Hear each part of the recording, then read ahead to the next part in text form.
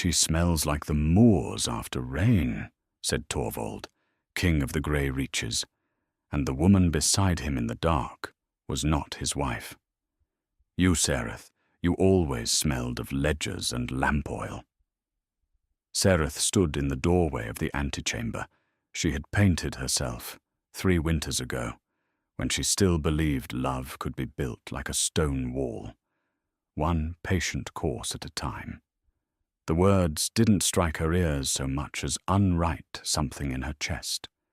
There is a bond that ties a mated pair among the wolf-blooded houses of the north, a living thread strung soul to soul, and she felt it snap.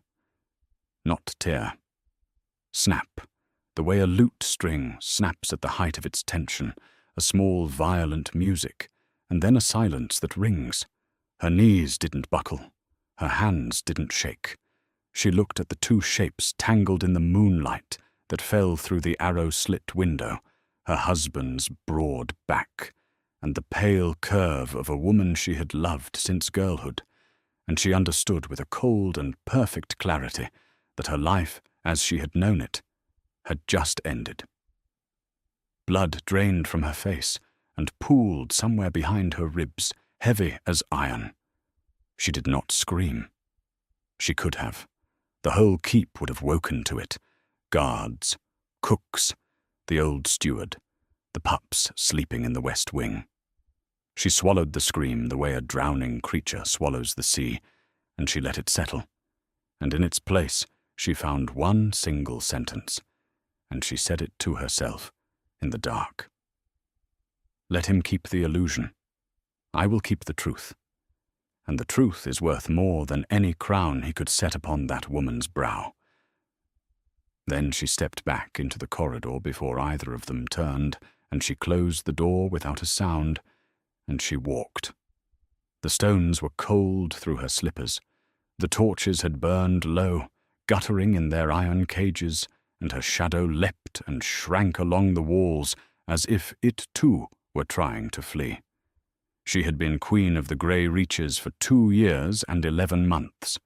She had negotiated the grain treaty with the river clans that fed 3,000 mouths through the black winter.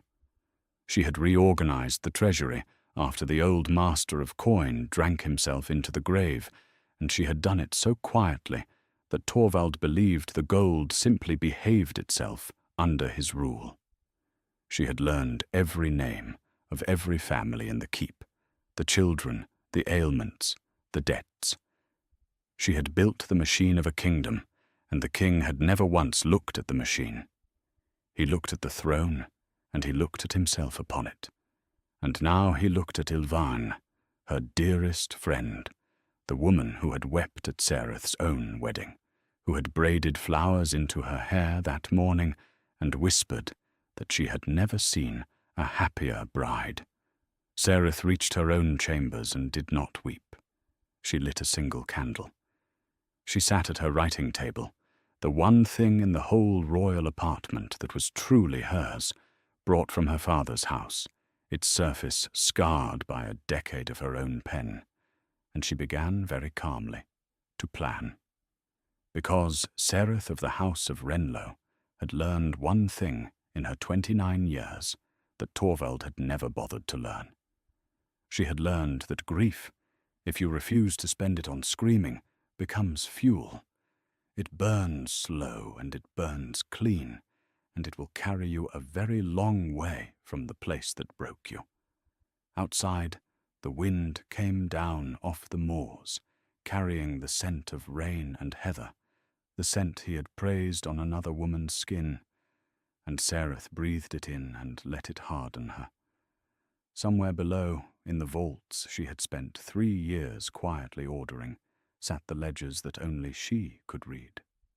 Somewhere in the eastern provinces, a network of factors and grain brokers and river captains knew her name and not his.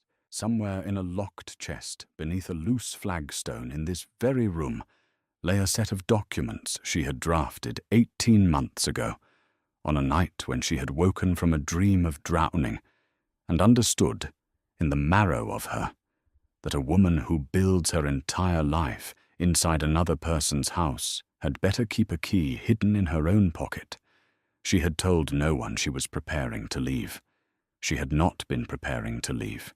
She had been preparing, the way the competent always prepare, for a world that might one day fail to deserve her.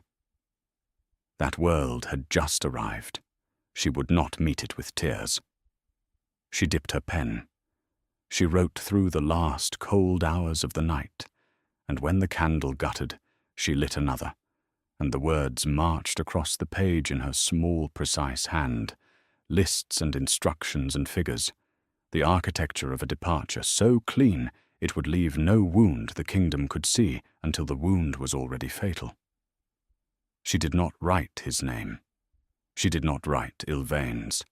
She wrote numbers and routes and the names of loyal people, and by the time the first grey light seeped over the moors, she had a plan folded into 8 pages, and a heart folded into something smaller and harder than it had been the night before. She rose. She washed her face in cold water. She looked at herself in the polished silver mirror he had given her on their first anniversary, and she watched the last of the girl who had loved him drain out of her eyes, and something else take its place. Not hatred. Hatred was loud, and she was done with loud things. What took its place was purpose, and purpose is patient, and purpose does not forgive because it does not bother to remember slights, only debts. She had a great many debts to collect, and she intended to collect everyone, and she intended to do it so gracefully that Torvald would not understand what had been done to him until the mountain was already falling. She pinned up her hair. She dressed in grey, and Queen Sereth of the Grey Reaches walked out to break her own kingdom's fast for the very last time, smiling, serene, already gone. She didn't run. That was the thing that would confound them all, later, when they pieced it together and couldn't account for the smoothness of it. A hunted thing runs, and running leaves tracks. Sereth walked, and she smiled, and she moved through the last 3 days of her queenship like water moving through a channel someone else built, without ever suspecting the channel had been dug for exactly this.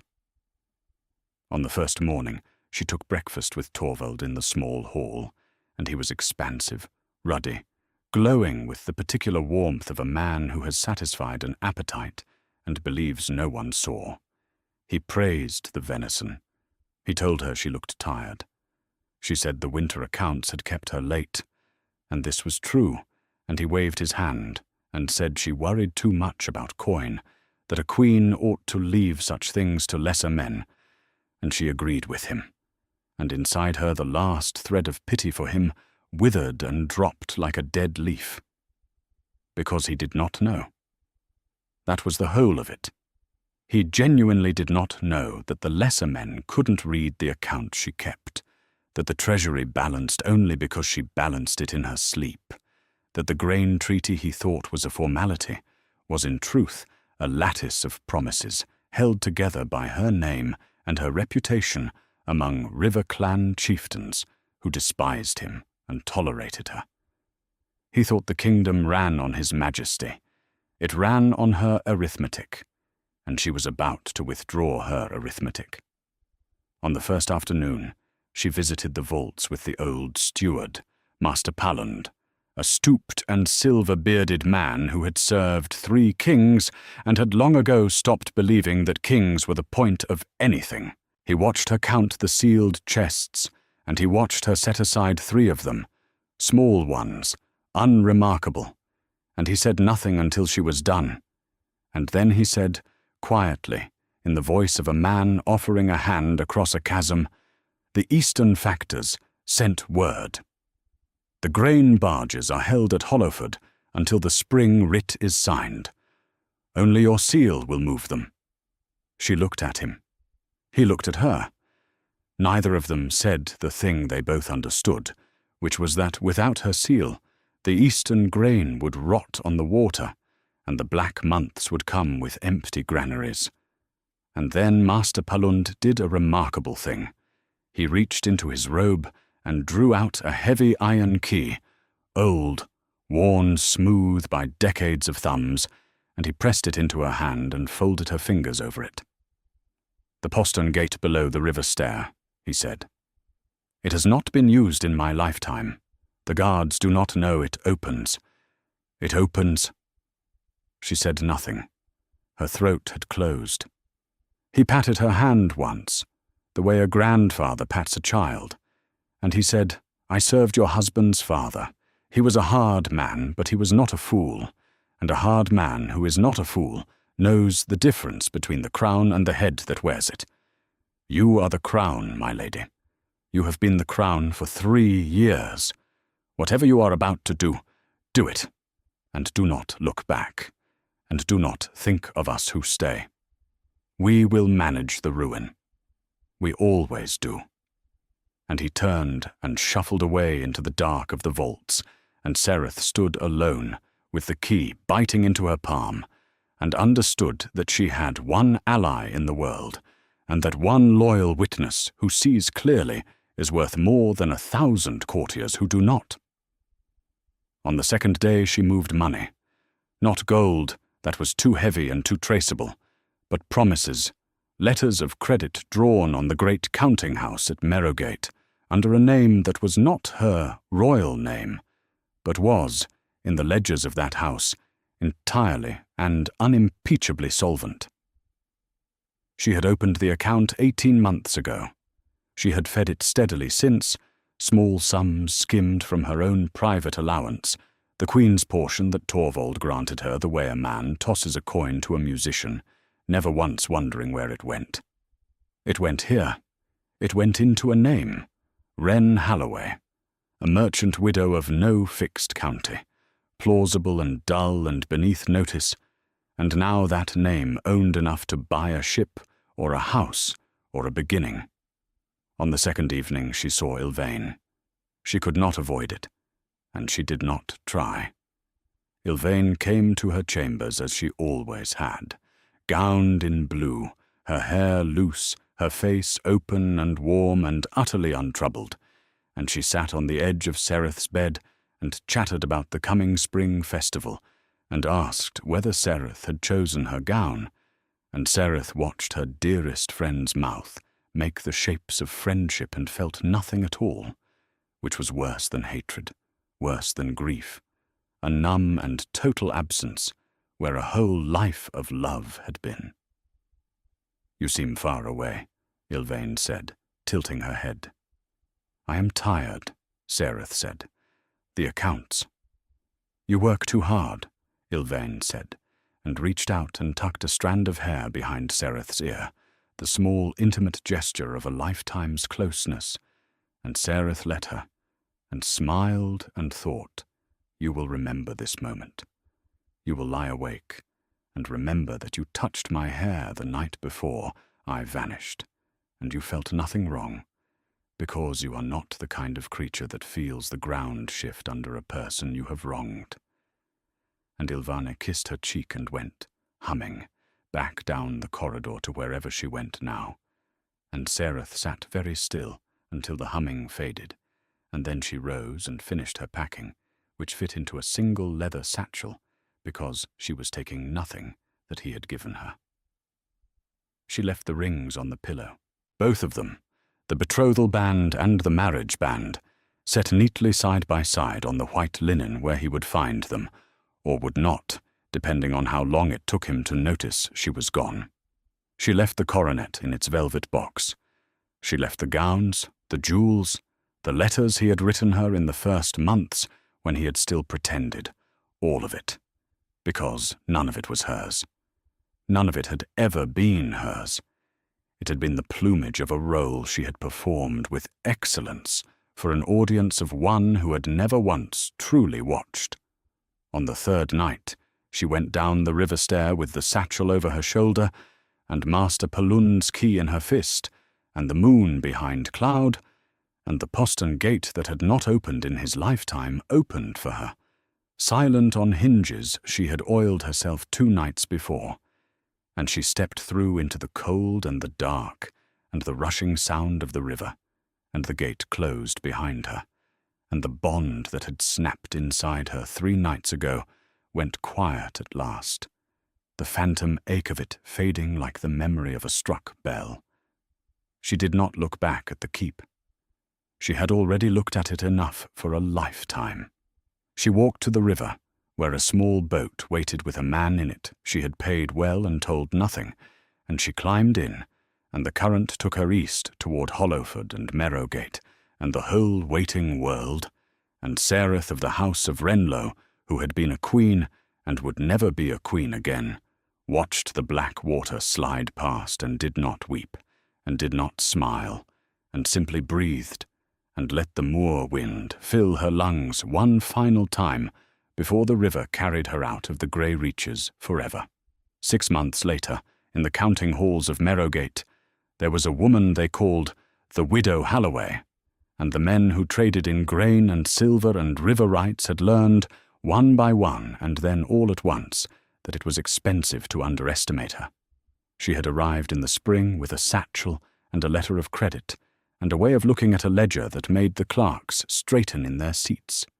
She had bought, first, a warehouse on the wharf that everyone said was cursed because 3 merchants had failed in it in as many years, and she had looked at the 3 failures and seen at once that the problem was not the building but the rats, not the 4-legged kind, but the 2-legged kind who had been skimming the manifests, and she had cleaned them out with a cold surgical patience that left the guild whispering.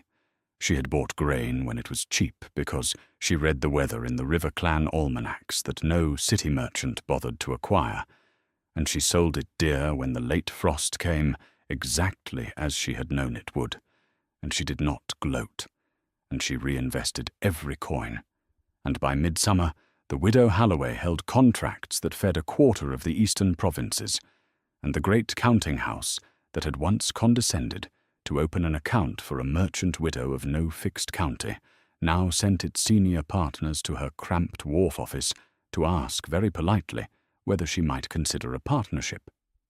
She let them ask. She let them wait. She had learned patience in a stone keep, watching a man ignore her worth for 3 years, and patience had become the sharpest tool in her kit. The woman who emerged from those 6 months was not the woman who had gone down the river stair. That woman had dressed in grey and hidden her competence behind a queen's soft smile.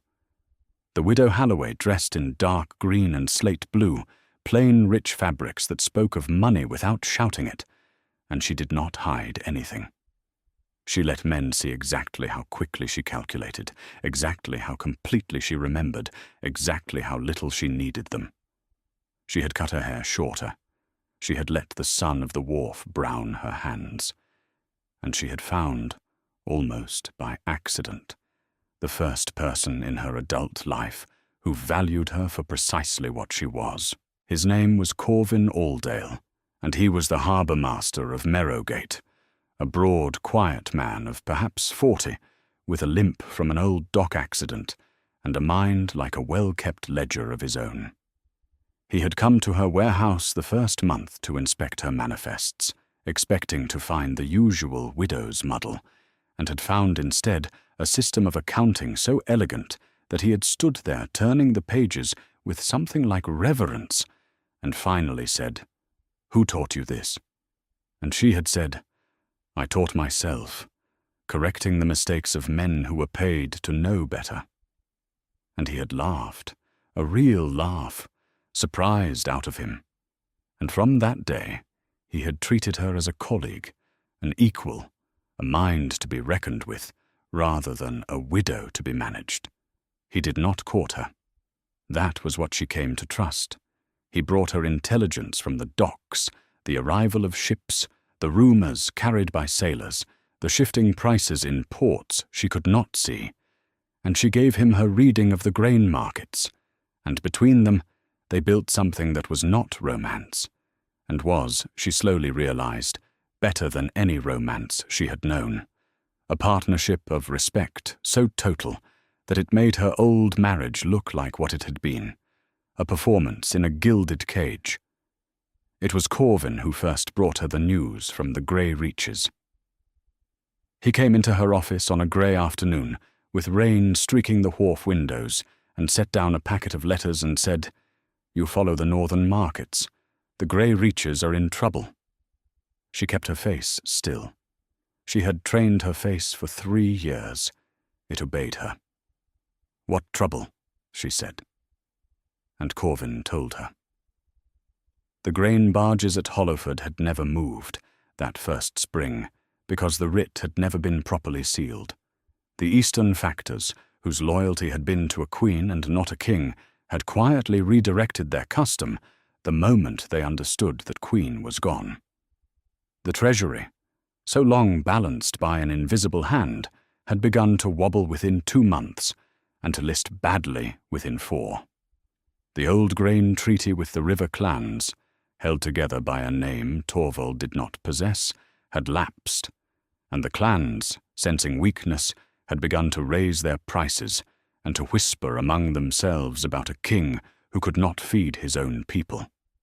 And through it all, Corvin said, the king had married again.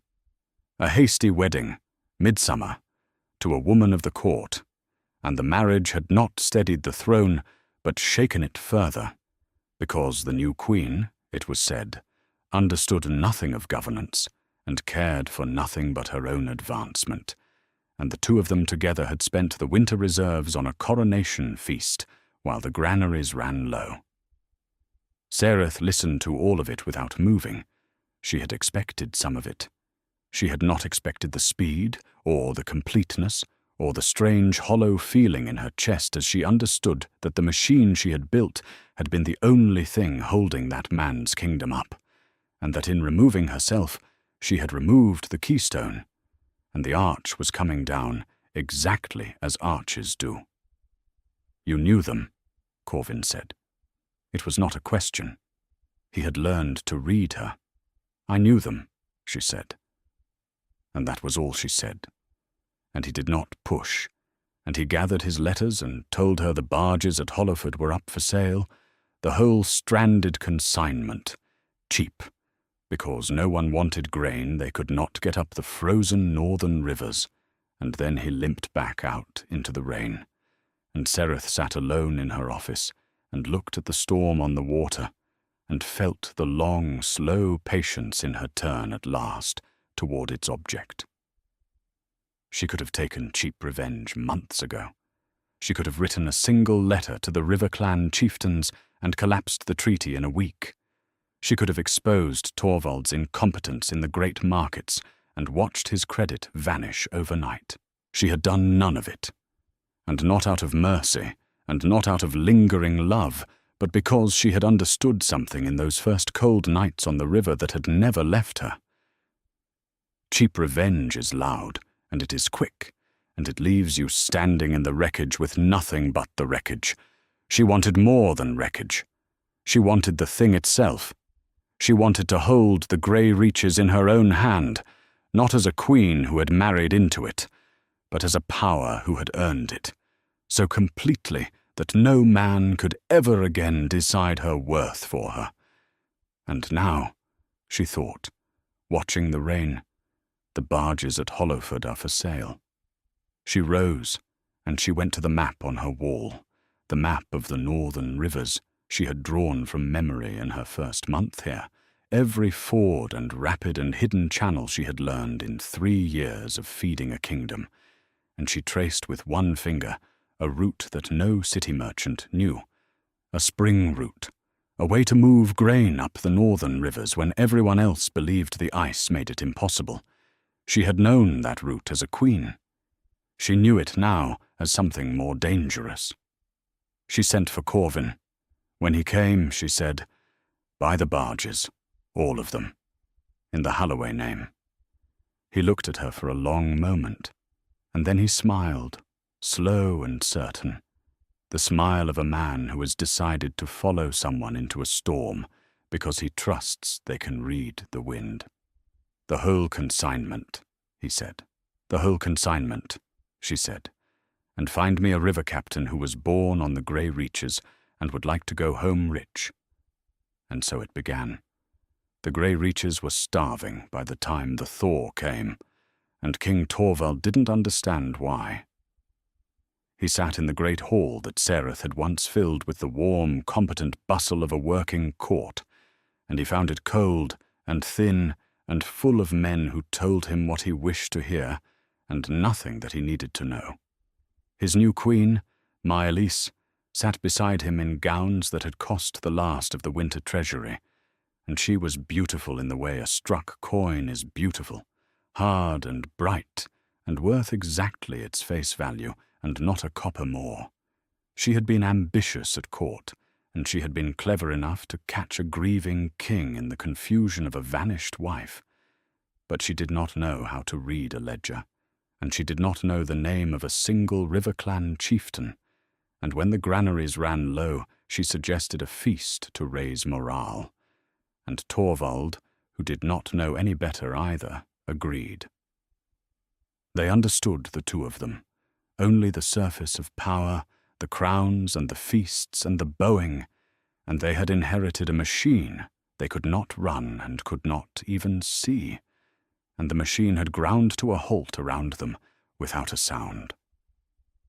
Torvald's first clear intimation that something was deeply wrong came when the master of coin, a nervous young man promoted far beyond his ability, because the competent old steward Palund had, that spring, quietly retired to a cottage on the moors and could not be persuaded to return, laid a ledger before the king, and could not explain it.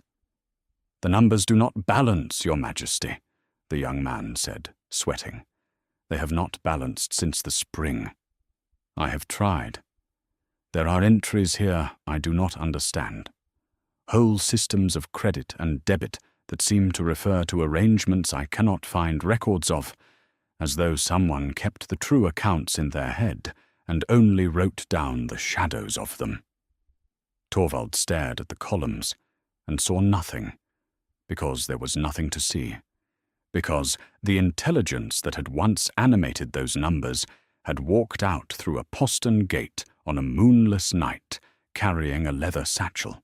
"Then hire someone who can understand it," Torvald snapped, and the young man bowed and fled, and no one who could understand it ever came, because there had only ever been one person who understood it, and she was 600 miles to the east reading the weather in a River Clan almanac and buying stranded grain barges under a widow's name. It was Maelys who first spoke the name Sereth aloud, and she spoke it as a taunt. They were arguing, late in the royal apartments, about money, always about money now, and Maelys flung it at him.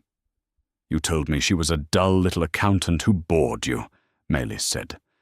"You told me the kingdom ran itself. Well, it is not running, Torvald. Where has all the grain gone? Why do the River Clans send us insults instead of barges? You said she was nothing."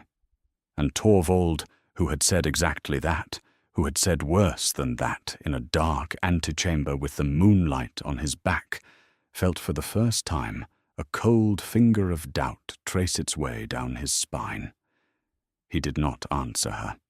He rose and went to the window and looked out over his failing kingdom, the granaries he could not fill, the treasury he could not balance, the treaties he could not honor, and somewhere in the back of his mind a memory surfaced that he had spent 6 months not looking at.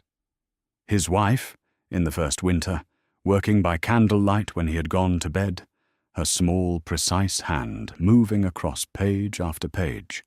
His wife, greeting River Clan chieftains by name, asking after their children, brokering with a patience he had found tedious and had left the room to avoid.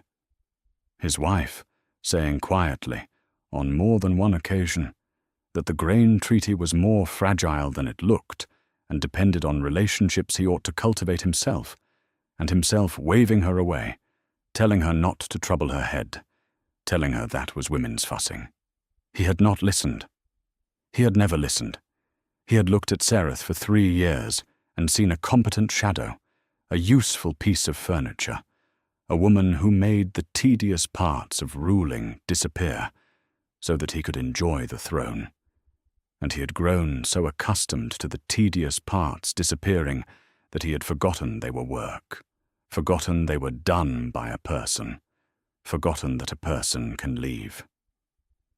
She had left, and the tedious parts had come roaring back like a tide, and he was drowning in them. She was not nothing, Torvald said, to the window, so quietly that Maelys did not hear. And that was the first honest thing he had said in half a year. Meanwhile, 600 miles east, the grain moved. Sereth's river captain, a weathered woman named Grethe Orsdotter, who had been born on the grey reaches and had left it young, with a grudge and a talent for cold water, took the barges up the northern rivers by the spring route that no city merchant believed passable, threading the melting ice, running the high water, arriving at the frozen poor villages of the eastern provinces with holds full of grain a full month before anyone thought grain could come. And she sold it. Not to the king. Sereth had been very specific about that. She sold it to the villagers directly, to the headmen and the granary keepers, at a price that was fair, that was survivable, that was remembered. And everywhere the barges landed, the story spread ahead of them. A story about a merchant house in the east that had fed the grey reaches when their own king could not, a house whose factor was a river-born woman and whose name was Halloway, and whose true master, it was whispered, no one had ever seen. Sereth built the legend deliberately, the way she built everything, carefully, patiently, with an eye to the long structure of it. She wanted the people of the grey reaches to associate survival with her house and starvation with their king, and she wanted the association planted so deep and so early that by the time she revealed herself, it would already be true in their bones. She did not want to conquer the grey reaches. She had learned in 3 years that conquest is fragile, that a throne taken by force must be held by force forever. She wanted the grey reaches to turn to her, the way a starving man turns to the one who feeds him, freely, gratefully, permanently. And so she fed them, and she waited, and she watched the reports come in on Corvin's grey afternoons, the river clans breaking entirely with the king now, the treasury empty, the new queen's coronation debts unpaid, the young master of coin fled in the night, the great counting houses of the south beginning to refuse the grey reaches credit, because a kingdom that cannot balance its books is a kingdom that cannot repay its loans. And through all of it, the name Halloway rose in the north like a slow tide, and no one in the keep connected the merchant widow who was quietly buying up the grey reaches' debts, its grain contracts, its river rights, its very solvency, with the queen who had left 2 rings on a pillow and vanished into the dark. Torvald sent envoys east that summer, desperate, hunting for credit, for grain, for any counting house that would extend the grey reaches alone against the autumn harvest. They came to Merrowgate. And in Merrowgate they were told, as everyone was told, that there was only one house solvent enough and daring enough to lend to a failing northern kingdom. Only one house that held the grain and the river rights and the credit the grey reaches needed to survive the coming winter, and that house was Halloway, and its master would see them in time if they were patient, and if they were willing to meet the terms. Corvin found her on the wharf at dawn, the morning the king's envoys arrived, and he stood beside her a while watching the barges load in the grey light before he said, carefully, "The delegation from the grey reaches is at the guild house. They asked for Halloway. They think they are coming to beg a loan from a merchant widow." He paused. "They do not know who you are."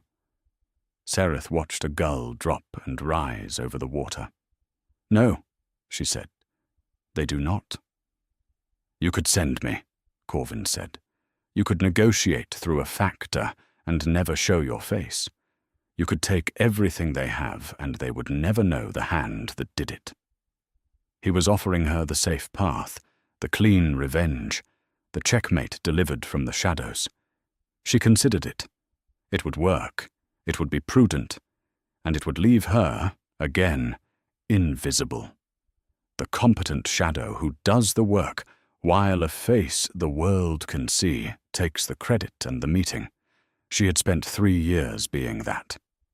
She was done being that. No, she said. I will see them myself. Corvin looked at her sidelong. You're certain? I have been certain for 6 months, she said. Bring them to the wharf office at noon. Do not tell them anything. Let them arrive as beggars. And so at noon, 3 men of the grey reaches, dusty and travel-worn and stiff with the wounded pride of representatives of a kingdom that will not admit it is failing, were shown into the plain, slate-blue office above the wharf where the widow Halloway conducted her affairs, and they found a woman standing at the window with her back to them, looking out over the ships, and the eldest of them, a court functionary named Lord Dremel, whom Sereth had known slightly in her old life, cleared his throat and began the speech he had rehearsed, a speech full of the dignity of the grey reaches and the great honour it would be for a merchant house to assist so ancient a kingdom in a temporary difficulty. He got 3 sentences into it. Then Sereth turned around. She watched it happen across their faces, the slow, terrible recognition, first confusion, then disbelief, then a draining of colour that mirrored her own that night in the antechamber, 6 months and a lifetime ago. Lord Dremel's mouth stopped working. The other 2 envoys looked from him to her and back, not understanding, and then understanding, and the room went so silent that she could hear the gulls and the creak of the loading barges, and the small, dry sound of Lord Dremel's throat trying to swallow. My lady, he said at last, and his voice cracked on it. You're...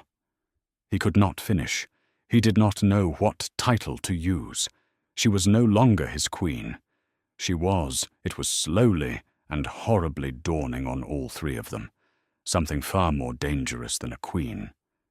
She was the house that held their kingdom's throat. Widow Halloway will do, Sereth said. Her voice was perfectly calm. It was the calm she had learned in 3 years of cold clarity, the calm that lands hardest against a man's rising panic. Please, sit. You came to beg alone. Let us discuss the terms. They sat. They had no choice but to sit, and Sereth remained standing, because standing above them was its own quiet statement, and she let the silence stretch until Lord Dremel broke it, stammering, trying to reconstruct some footing. My lady, we did not know. Had we known you lived, that you were here, the king would have... The king would have what? Sereth said. Soft. Not a challenge. Just a question, offered like a knife laid gently on a table. Dremel had no answer, because they all knew what the king had done. They all knew, or at least suspected, why the queen had vanished. The antechamber had not stayed a secret. The keep had whispered for months. Dremel looked at his hands. The kingdom is suffering, he said finally, abandoning the diplomatic script for something raw. The people are hungry. Whatever passed between you and the king, my lady, the people did not do it to you. The children of the grey reaches did not do it to you. And there it was, the appeal to her conscience, well aimed, because it was true, and because Sereth had spent 6 months feeding those very children through Greta's barges, precisely so that no one could ever say she had let them starve for spite. She let it land. She let him see that it had landed. Then she said, I know. That is why they have eaten all spring while their king feasted. The grain that saved the eastern provinces this winter came up the northern rivers in Holloway barges. Ask your headmen whose name they blessed over their bread. It was not Torvald's. Dremel flinched. He had heard the stories on the road east.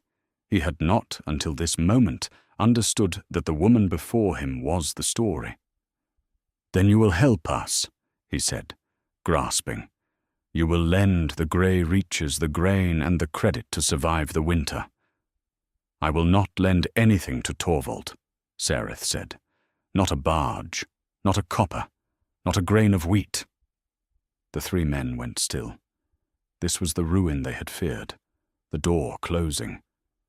Dremel opened his mouth to plead, and Sareth raised one hand and stopped him, and said the sentence she had been building toward for 6 months, laid it down flat and quiet and final. "I will not lend it, but I will buy it."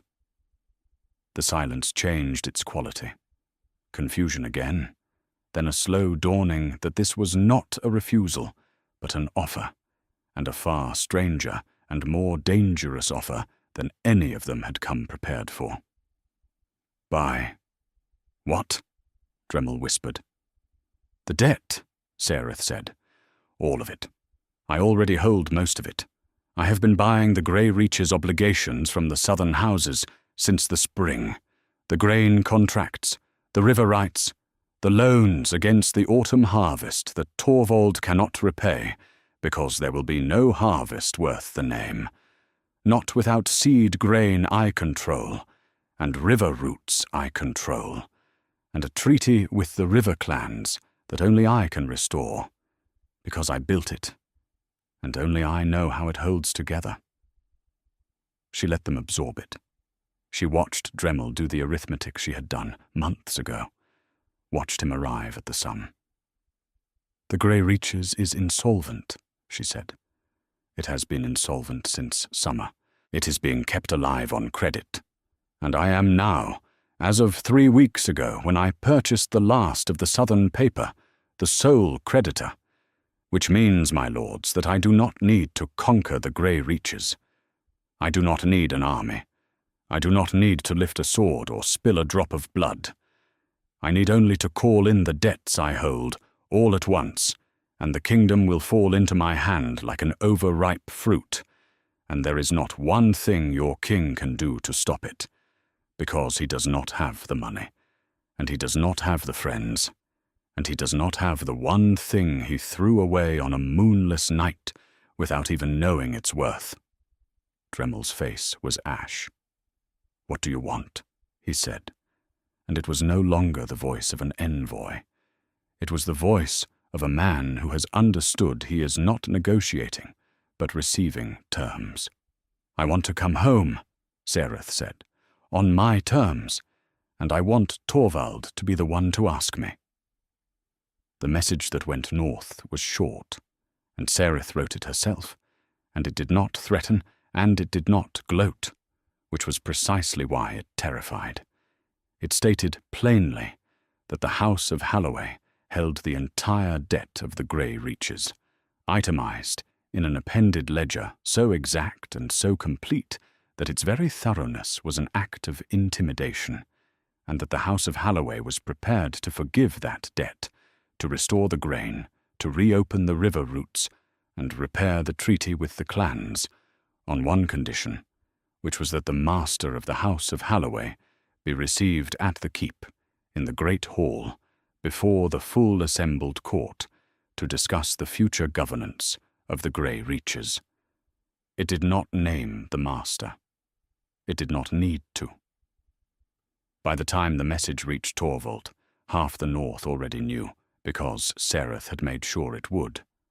She had let the story of the vanished queen and the risen merchant flow together in the taverns and on the wharves and in the mouths of the river captains, so that when the king read the letter, he read it against a rising tide of rumor that had already told everyone in his kingdom the truth he was only now being forced to confront. He read it alone. He had dismissed even Malis. He sat in the cold great hall with the itemized ledger in his hands, and he turned the pages, and on every page he saw the small, precise hand he had spent 3 years failing to value, and he understood, at last and completely, exactly what he had done. He had stood in a dark room and told another woman that his wife smelled of ledgers and lamp oil, and he had meant it as contempt, and he understood now that ledgers and lamp oil were the smell of the only thing that had ever kept him on his throne. He had traded the architect for the ornament. He had thrown away the keystone to make room for a gargoyle, and the keystone had gone east and built an arch of her own, and now she was coming back to pull his down. Maelys, when she learned the terms, didn't understand them, because she never understood the arithmetic, and she raged, and she demanded that Torvald refuse, that he throw the merchant's envoy in a cell, that he raise the levies and march east and take by force whatever this upstart house had stolen. And Torvald looked at his second wife, his bright, hard coin of a wife, and he saw for the first time with total clarity that she was exactly the mistake Sereth had let him make, decorative and hollow and utterly useless in a crisis, a woman who could imagine solving a debt with a war because she did not understand what either a debt or a war actually cost. "There is no army," he said tiredly. "There is no money to pay an army. There is no grain to feed an army. There are no river clans to guide an army north. She holds all of it. She has held all of it since the spring, and I didn't see it because I never saw her, not once, in 3 years." Maelys stared at him. "You are afraid of her," she said, and it was an accusation.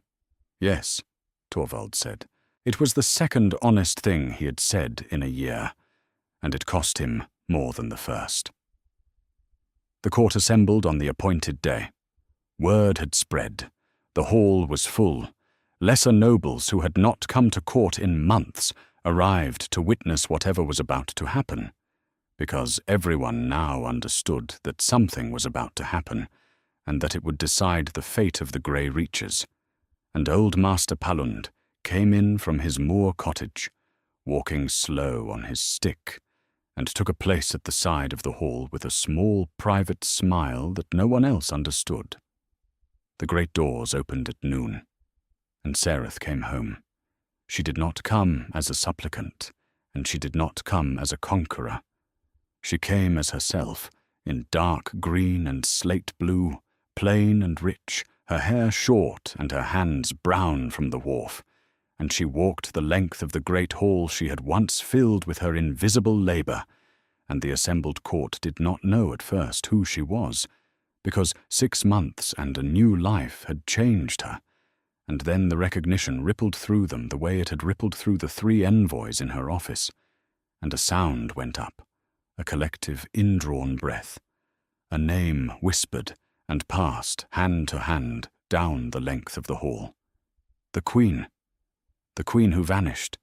She reached the foot of the dais where Torvald sat, and Maelys beside him, and she stopped, and she looked up at the man who had discarded her, and for a long moment no one spoke. Torvald's face was a study in ruin.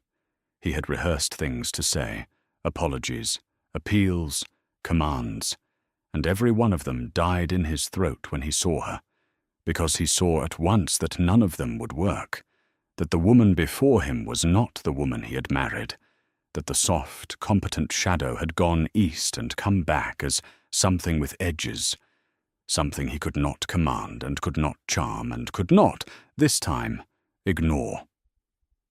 "Sereth," he said. His voice was hoarse. "Widow Halloway," she corrected gently, and the correction went through the hall like a blade. "I put down the name Sereth when I put down 2 rings on a pillow. I have earned a new one since. You." He stopped, started again. "The debt, the ledger, all of it. It was you. It was me," she agreed. "It has always been me. That was rather the point that you never grasped, Your Majesty. It was always me. The treaty was me. The treasury was me. The grain that fed your people this winter was me. Moving up rivers you did not know existed while you feasted on the reserves I had spent 3 years accumulating. You looked at a kingdom that ran, and you thought it ran because you were king. It ran because I ran it. And then I stopped. Maelys half rose from her seat. How dare you speak to the king like— "Sit down," Sareth said, without even looking at her, and the 2 words carried 3 years of a queen's authority and 6 months of a merchant lord's. And Maelys, astonishingly, sat, and the hall saw her sit, and something shifted in the room, a recognition of where the true power now lay. Sareth let the silence do its work, and then she turned back to Torvald. "You sent envoys to beg a loan," she said. "I do not lend to men who cannot honor their debts. But I told your Lord Dremel the truth, and I will tell you the same. I did not come to ruin the Grey Reaches. I came to save it. The distinction is that I intend to save it from you." Torvald's hands gripped the arms of the throne she had propped up for 3 years without his ever noticing the props. "You mean to take the crown," he said. "I mean to take what I built," Sareth said. "The crown is a piece of gold. I have no use for a piece of gold. I have plenty of gold now, more than this kingdom has seen in a generation, and I earned every coin of it in the open, in daylight, in a name that was mine. What I want, Torvald, is the thing you never gave me in 3 years of marriage. I want the authority that matches the work. I want to govern the Grey Reaches in fact and in name, and I want you to hand it to me freely before this court, because it is the only way the kingdom survives the winter, and because you owe it, and because you know you owe it." "And if I refuse," Torvald said. It was not defiance. It was a man asking to hear the shape of his defeat spoken aloud. "Then I call in the debt," Sareth said. "All of it. Today. This hour. The southern houses will foreclose on the Grey Reaches the way they foreclose on a bankrupt merchant, and there is no law and no army and no God that can stop them, because the paper is legal and the debt is real, and you cannot pay it. The kingdom will be dismantled and sold for parts to satisfy creditors, and you will preside over the auction of your own inheritance, and the people you failed to feed will remember that their king lost the Grey Reaches at a counting table because he could not read a ledger. Or," she let the word hang. "Or," Torvald whispered. "Or you abdicate," Sareth said, "in favor of the House of Halloway. You sign the charter I have brought with me, drawn up by the finest lawyers in Merrowgate, unbreakable, complete. You cede governance of the Grey Reaches to me. The debt is forgiven the moment you sign. The grain flows north within the week. The treaty with the river clans is restored, because I will restore it. Because they will treat with me as they never treated with you. The kingdom lives. The people eat. And you." She paused, and here at last there was something in her voice that was not quite mercy, and not quite cruelty, but something colder and cleaner than either. "You walk out of this hall a free man with your life and your title stripped, and you go somewhere small and quiet, and you spend the rest of your years understanding exactly what you threw away in a dark room on a moonless night." The hall was utterly silent. Every eye moved between the fallen king and the risen woman, and every soul in that room understood that they were watching not a coup, but a reckoning, a debt of a different kind being called in. The debt a proud man owes to the person he was too proud to see. Torvald looked down at her for a long time, and then, slowly, terribly, he began to understand that there was no move on the board that was not the move she had already made for him. He had built the gallows, 3 years of it, one careless dismissal at a time, and she had simply bought the lumber and let him climb. "The charter," he said. His voice had gone flat, hollow, the voice of a man reading his own sentence. "Bring it." Master Palland brought it, walking slow on his stick, and there was that small private smile again, and Sereth understood the depth of the old steward's loyalty, that he had known this day would come from the moment he pressed the postern key into her hand, that he had waited for it, the way one waits for a dawn one has earned the right to see.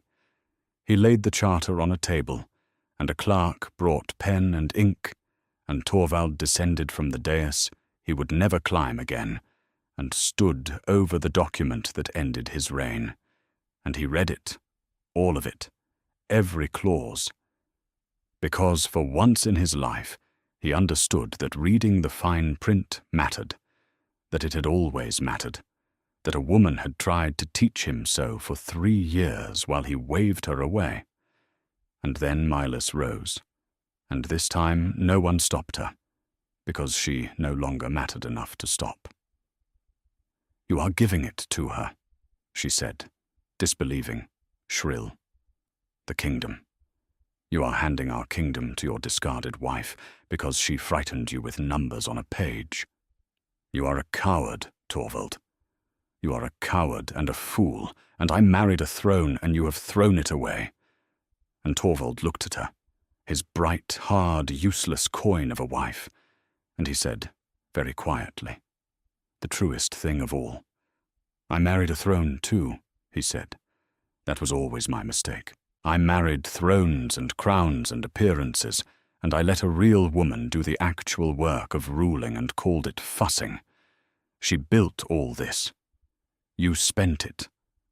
And now she has come to take back what she made. And I cannot even be angry, because she is right.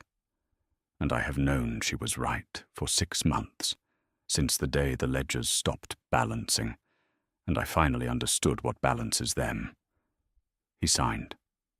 The pen scratched across the charter in the silence of the hall, and when it was done, there was no thunder and no trumpet, only the small dry sound of a nib lifting from paper, and the grey reaches passed from a king who had never earned it to a woman who had built it, cleanly, legally, permanently, without a single sword drawn. Maelis fled the hall in tears, or in fury, or in both, and no one watched her go.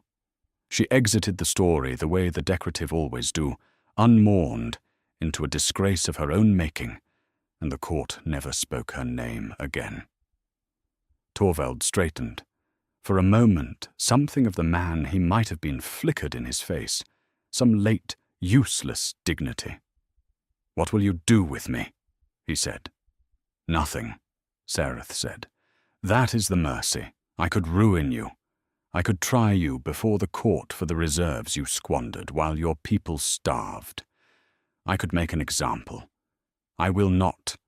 You will keep your name and your freedom, and a modest pension drawn on the treasury I am about to make solvent again. And you will live out your days somewhere with a good view and a quiet house, and you will have exactly what you always wanted, Torvald. You will have leisure and no responsibility, and no one asking you to trouble your head with ledgers. Enjoy it. You paid a kingdom for it." And that was the cruelest and the kindest thing she could have said, and he understood both edges of it, and he bowed to her, deeply. The bow a subject gives a sovereign, and he walked out of the great hall of the grey reaches, and out of the tail of it. And Sereth watched him go without triumph and without grief, only with the quiet steadiness of a woman who has finally been paid a debt long overdue. Then she turned to the assembled court, and she said, in the clear, practical voice she had used for 3 years to make a kingdom run, "The grain moves north within the week. The River Clan chieftains will be received here at the next full moon, and treated with respect, and paid what they are owed. The treasury will be audited openly, and anyone who has been skimming it will find that I read ledgers rather well. Master Palund resumes his post as steward, if he will have it." The old man's smile widened, and he inclined his head. "And the house of Halloway becomes the house of the Grey Reaches, and its master becomes your sovereign, not by marriage, not by birth, but by the plain fact that she is the only one among you who ever knew how to keep you all alive."